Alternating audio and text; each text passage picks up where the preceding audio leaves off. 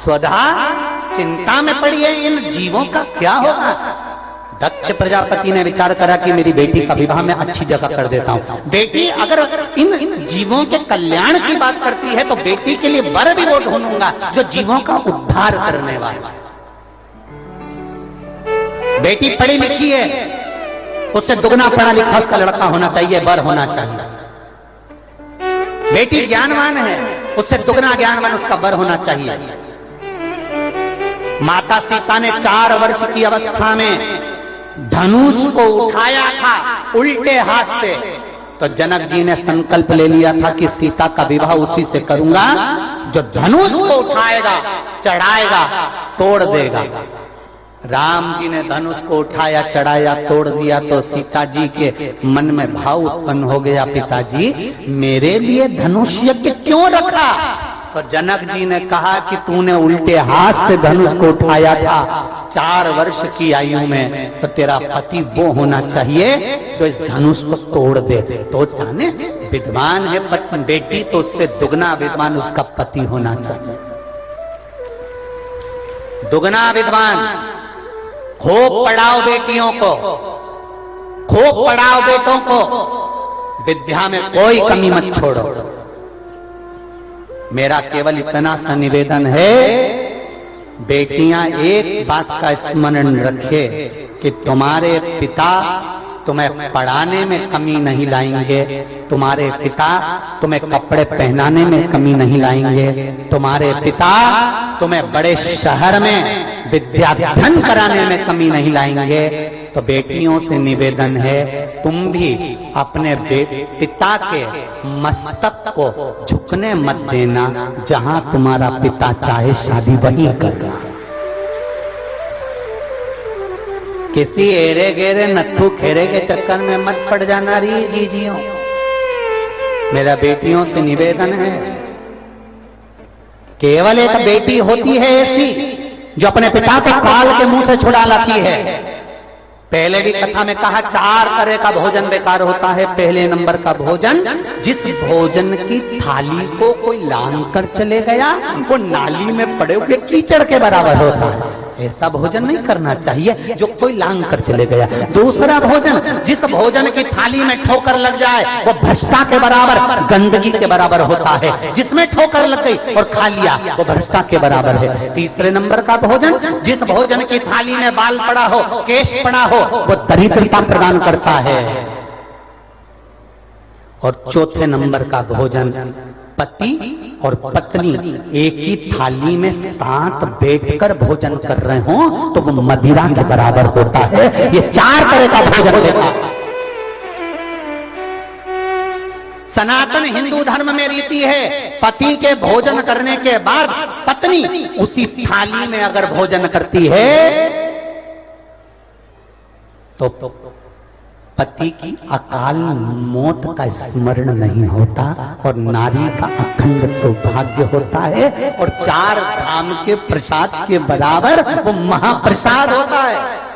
पति के जीवने के बाद पत्नी अगर उसी थाली में भोजन कर रही है, और हमारा निवेदन है पति की थाली में अगर भोजन नहीं करना है तो निवेदन है एक थाली में भोजन साथ बैठकर मत करो, 2 थाली लगा लो, अलग अलग लगा लो। साथ बैठ के भोजन करते हो मना नहीं है, आप आराम से करो, पर एक थाली में दोनों साथ बैठकर खाते हैं तो वो मदिरा के तुल्य होता है।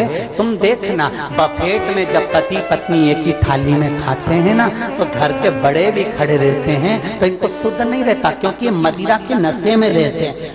स्नेह का प्यार का नशा ऐसा होता है, आग लगन दोपट तो चरो तो खाओ। और स्मरण में रहे पिता की थाली में बेटी जब तक कुंवारी रहे अपने पापा के साथ, अपने पिता के साथ, अपने बाबुल के साथ बैठकर रोज रोटी खाए, उस बाप की अकाल मौत नहीं होती है, बड़ा रोग नहीं आता, बीमारी नहीं आती।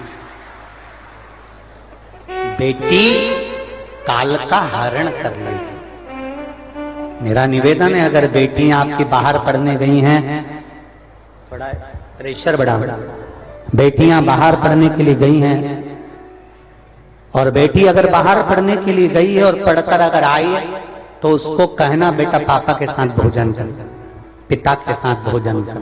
क्यों? अगर कहीं से कोई काल आ भी रहा होगा ना, तो बेटी अगर बाप के साथ बैठकर भोजन करती है, जब तक वो कुंवारी रहती है, तो पिता का सारा काल बेटी के मात्र ग्रास करने से ही समाप्त हो जाता है। वो बेटियां होती, बेटी साधारण नहीं है।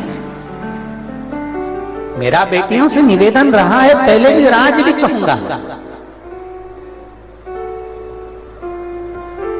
एक मन में शिव महापुराण के प्रति संकल्प धारण कर लो कि हमारे पिता जहां चाहेंगे मैं शादी वहीं करूंगा। ये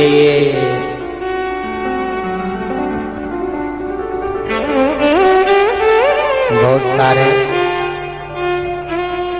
दिखते हैं,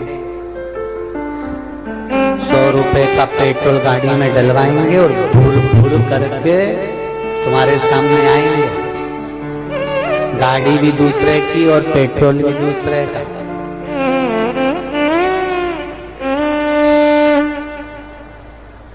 ₹100 की गाड़ी और डीजल को देखकर विवाह मत कर लेना मेरी बेटियों।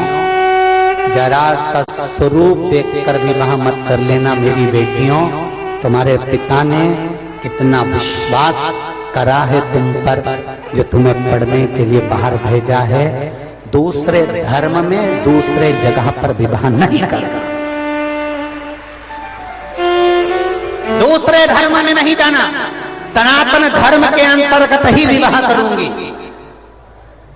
जहां पर 33 कोटि देवी देवताओं को प्रणाम करा जाता है, जहां पर सनातन धर्म में भगवान के वेद और पुराणों का स्मरण करा जाता है।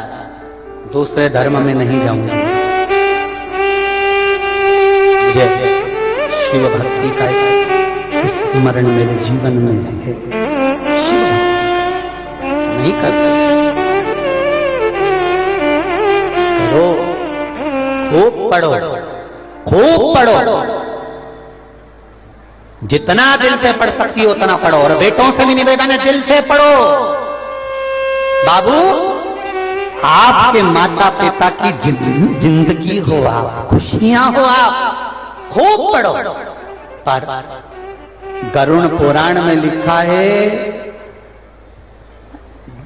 बेटी के बाप, बेटी का बाप अगर बेटी का कन्यादान नहीं करता है तो उस बाप को 94 नरकों का भोग भोगना पड़ता है। केवल एक बेटी होती है जो बाप को सीधे स्वर्ग भेज सकती है कन्यादान करवा। और कन्यादान तभी होगा जब आप अपने पिता के अनुकूल विवाह करोगी। जब आप अपने अनुकूल करोगी तो ना कन्या ना दान, फिर तो अदालत और तुम जाओ कर जाओ।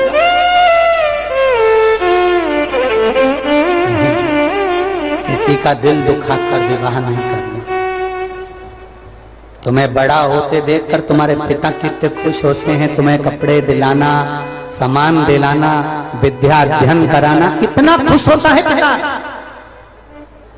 तुम्हें स्कूल छोड़ने जाना, स्कूल से लेकर आना, कितना प्रसन्न होता है पिता। और उस पिता के अनुकूल अगर विवाह नहीं हुआ तो वो पिता रोता है, अंदर से कछोता। करो, हाँ, सनातन धर्म में करना। हम ये नहीं कहेंगे कि आप सनातन धर्म में ब्राह्मण, क्षत्रिय, वैश्य, शूद्र, ये सब आनंद में जो भगवान को माने, ईश्वर को माने, जो भगवान की भक्ति में डूबा हुआ, और जो कभी मंदिर ही नहीं जाए, माथे पर तिलक ना लगाए,